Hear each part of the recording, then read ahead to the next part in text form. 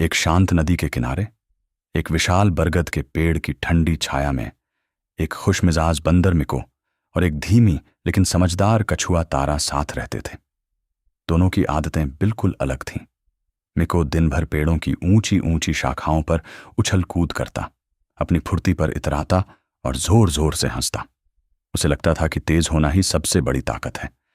दूसरी ओर तारा बहुत शांति से धीरे धीरे चलती थी। वह हर कदम सोच समझ कर रखती और रास्ते की छोटी छोटी खुशियों का आनंद लेती। एक दिन मिको ने हंसते हुए तारा से कहा, तुम इतनी धीमी क्यों हो तारा? इस तरह तो तुम कभी असली मजा नहीं ले पाओगे। तारा ने हल्की मुस्कान के साथ जवाब दिया, शायद मैं धीमी हूं मिको, लेकिन मैं हर पल को महसूस करती हूं और उसका आनंद लेती हूं।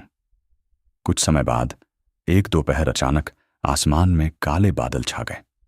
तेज हवा चलने लगी और देखते ही देखते एक भयंकर तूफान आ गया।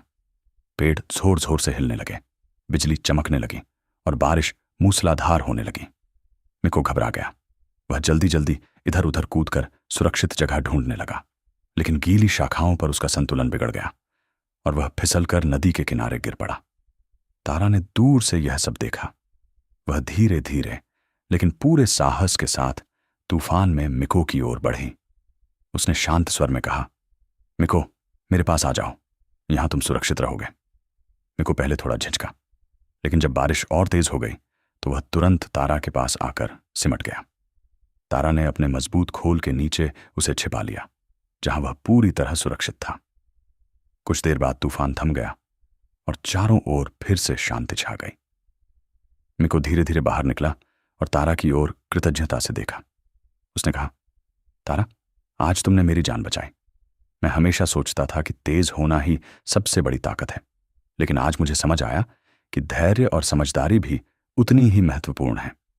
तारा मुस्कुराई और बोली, हर किसी की अपनी अलग ताकत होती है मिको। उस दिन के बाद मिको ने कभी तारा का मजाक नहीं उड़ाया। अब वह कभी कभी तारा के साथ धीरे धीरे चलता और जीवन के छोटे छोटे पलों का आनंद लेना सीख गया।